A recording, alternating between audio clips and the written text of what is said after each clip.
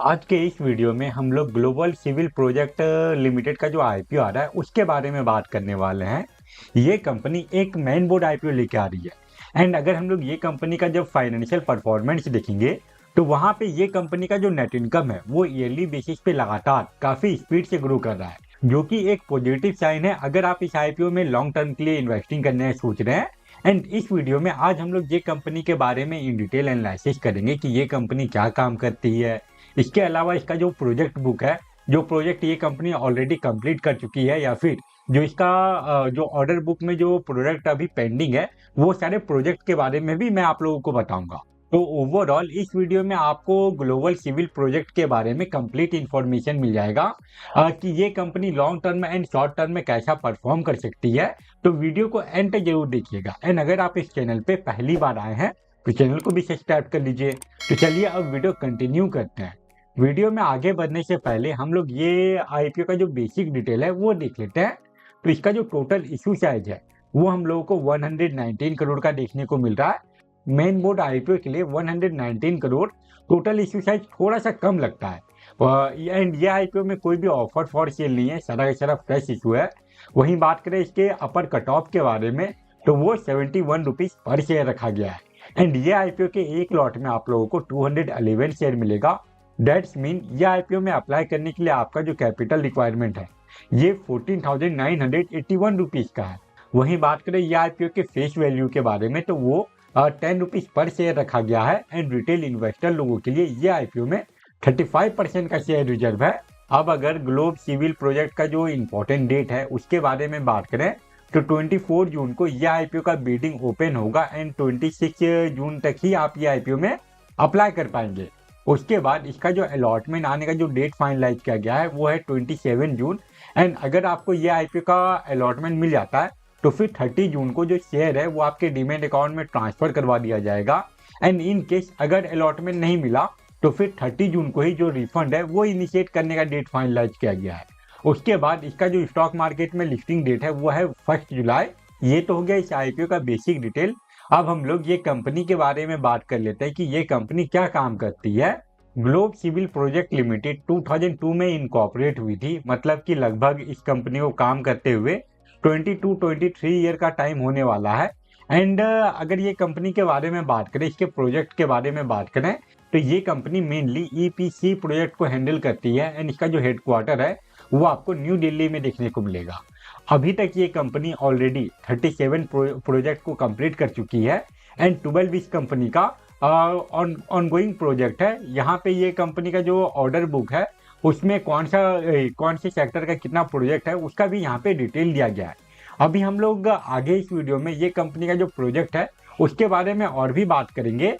And अगर हम लोग ये कंपनी का जो ऑर्डर बुक है उसका अगर वैल्यू देखें तो वो हम लोगों को 8,929 मिलियन रुपीज का देखने को मिल रहा है। आगे इस वीडियो में तो हम लोग ये कंपनी के प्रोजेक्ट के बारे में और बात करेंगे ही करेंगे, बट उसके पहले हम लोग ये देख लेते हैं कि ये कंपनी जो आईपीओ लेके आ रही है, जो आईपीओ से ये कंपनी को पैसा मिलने वाला है उसका ये कंपनी क्या यूज करने वाली है। आईपीओ से जो पैसा मिलने वाला है इस कंपनी को उसमें से ये कंपनी को 75 करोड़ रुपीज का रिक्वायरमेंट है वर्किंग कैपिटल के लिए। उसके अलावा ये कंपनी 14.26 करोड़ रुपीज का यूज करने वाली है और नया कंस्ट्रक्शन मशीन एंड इक्विपमेंट को परचेज करने के लिए। ये कंपनी का अभी जो ऑनगोइंग प्रोजेक्ट है या फिर जो प्रोजेक्ट रिसेंटली कंप्लीट हुआ है उसका यहाँ पे डिटेल दिया गया है एंड उसका यहाँ पे आपको इमेज भी देखने को मिल जाएगा। साथ ही साथ यहाँ पे वो प्रोजेक्ट का क्या लोकेशन है एंड कहाँ पे ये प्रोजेक्ट बनाया गया है, कितना उस प्रोजेक्ट को बनाने में कॉस्ट आया है, वो सारा डिटेल आपको यहाँ पे बगल में ही देखने को मिल जाएगा। तो अगर आप चाहें तो ये कंपनी का जो रिसेंट प्रोजेक्ट है या फिर जो ऑनगोइंग प्रोजेक्ट है उसके बारे में भी पढ़ सकते हैं। मैं यहाँ पे एक एक करके स्क्रॉल डाउन करते जाऊंगा और आपको वो सारे जो प्रोजेक्ट है उसका आपको डिटेल देखने को मिल जाएगा।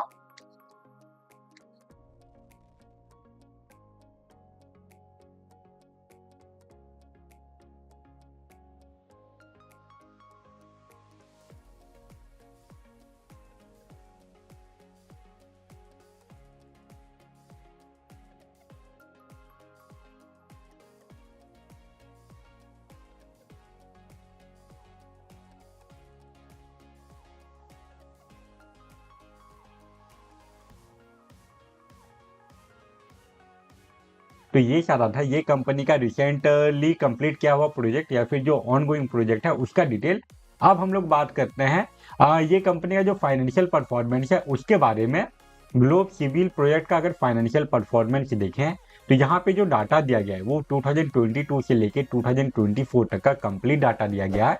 इसके अलावा फाइनेंशियल ईयर 2025 का 9 मंथ का डाटा दिया गया है। एंड अगर हम लोग ये कंपनी का रेवेन्यू एंड नेट इनकम का ब्रेकडाउन करें तो 2022 में ये कंपनी का जो रेवेन्यू था वो हम लोगों को 285 करोड़ से भी ज़्यादा का देखने को मिल रहा था, जिसमें कि 2023 में हम लोगों को गिरावट देखने को मिला।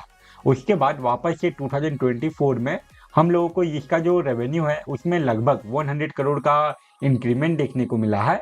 एंड अभी फाइनेंशियल ईयर 2025 का 9 मंथ के डाटा के बारे में बात करें तो उसमें ये कंपनी ऑलरेडी 254 करोड़ का रेवेन्यू जनरेट कर चुकी है।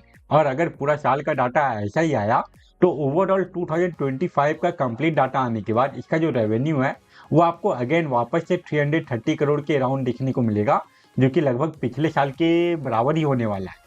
वहीं बात करें ये कंपनी के नेट इनकम के बारे में तो 2022 में ये कंपनी का जो नेट इनकम है ये 5.20 करोड़ का था, जो कि 2023 में थोड़ा सा गिरावट आया क्योंकि इसका जो रेवेन्यू है उसमें भी गिरावट आया था। दैट्स वाई ये कंपनी के नेट इनकम में भी गिरावट देखने को मिला। एंड ओवरऑल इसका जो नेट इनकम था 2023 में वो हम लोगों को 4.85 करोड़ का देखने को मिला। बट उसके बाद 2023 से लेके 2024 के बीच का अगर हम लोग डिफरेंस देखें तो उसमें ये कंपनी का जो नेट इनकम है वो लगभग हम लोगों को 3 गुना देखने को मिल रहा है। यहाँ पे ये कंपनी का जो नेट इनकम है ये 4.85 करोड़ से इंक्रीज होके 15 करोड़ से भी ज़्यादा का पहुंच गया। उसके बाद अभी फाइनेंशियल ईयर 2025 का जो 9 मंथ का डाटा है उसमें ही ये कंपनी ऑलरेडी अभी 17.79 करोड़ का नेट इनकम जनरेट कर चुकी है, जो कि पिछले साल से भी ज़्यादा है। अभी ये कंपनी का 2025 का कंप्लीट डाटा आया भी नहीं है। एंड यहाँ पे ये कंपनी पिछले साल से ज़्यादा का नेट इनकम जनरेट कर चुकी है, जबकि इसका अगर हम लोग रेवेन्यू देखें तो वो अभी हम लोगों को पिछले साल के मुकाबले कम ही देखने को मिल रहा है। तो ओवरऑल 2023 के बाद से ये कंपनी का जो रेवेन्यू एंड नेट इनकम है उसमें हम लोगों को ईयरली बेसिस पे लगातार अच्छा ग्रोथ देखने को मिल रहा है। यहाँ पे ये कंपनी का जो रेवेन्यू है उसमें हम लोगों को उतना तेज ग्रोथ देखने को नहीं मिल रहा, उतना फास्ट ग्रोथ देखने को नहीं मिल रहा। बट इसका जो नेट इनकम है वो हम लोगों को काफ़ी स्पीड से ग्रो होते हुए देखने को मिल रहा है। एंड इसके पीछे का वजह जो है वो है इसका प्रॉफिट आफ्टर टैक्स मार्जिन।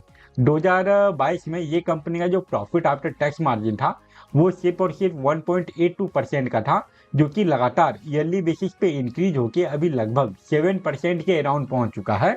वहीं अब अगर बात करें ये कंपनी के वैल्यूएशन एंड मार्जिन के बारे में तो इसका जो ईपीएस है वो आपको अराउंड 4 के अराउंड देखने को मिल जाएगा। एंड जो पीई रेशियो है वो आईपीओ आने के बाद 16.87 से लेके 17.87 के बीच का कुछ देखने को मिलेगा।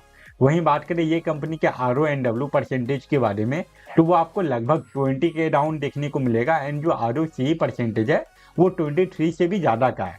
वहीं बात करें ये कंपनी के EBITDA परसेंटेज के बारे में तो वो 13.44 का है। एंड ये कंपनी का जो डेट टू इक्विटी रेशियो है इसमें हम लोगों को ईयरली बेसिस पे लगातार ग्रोथ देखने को मिल रहा है। 2022 में ये कंपनी का डेट टू इक्विटी रेशियो 1.23 का था, जो कि अभी इंक्रीज होके 2024 में 1.60 का हो चुका है। अभी भी ये कंपनी का जो डेट टू इक्विटी रेशियो है वो उतना ज़्यादा नहीं है, ये आपको 1 और 2 के अंदर का ही देखने को मिल रहा है। तो अगर ये कंपनी चाहे तो अपना जो डेट टू इक्विटी रेशियो है इसको फ्यूचर में मैनेज कर सकती है।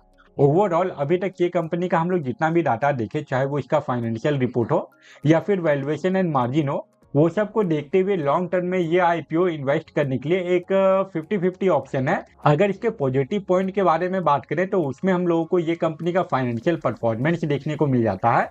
और जो नेगेटिव पॉइंट है उसमें अगर हम लोग देखें तो यहाँ पे आप डेट टू इक्विटी रेशियो को रख सकते हो। इसके अलावा कोई भी मेजर नेगेटिव पॉइंट हम लोगों को ये आईपीओ में देखने को नहीं मिल रहा लॉन्ग टर्म के बाद। अब अगर बात करें शॉर्ट टर्म के बारे में, मतलब कि वैसे इन्वेस्टर के बारे में जो कि आईपीओ में सिर्फ और सिर्फ लिस्टिंग गेन के लिए अप्लाई करते हैं, तो उनके लिए सबसे ज़्यादा इंपॉर्टेंट हो जाता है किसी भी आईपीओ का जीएमपी। एंड फिलहाल इस आईपीओ का जीएमपी 0 रुपीज़ का है। अभी ये आईपीओ की बिडिंग ओपन होने में काफ़ी दिन बाकी है, तो चांसेस है कि आने वाले कुछ दिनों में आपको ये आईपीओ के जीएमपी में अप एंड डाउन देखने को मिले। अगर ये आईपीओ के रिगार्डिंग कोई और मेजर न्यूज आता है या फिर ये आईपीओ के जीएमपी में सडनली कोई बड़ा इंक्रीमेंट आता है, तभी मैं इसके ऊपर और एक अपडेटेड वीडियो बना के अपलोड कर दूंगा। तो वो सारे वीडियो को देखने के लिए आप चैनल को भी सब्सक्राइब कर लीजिए।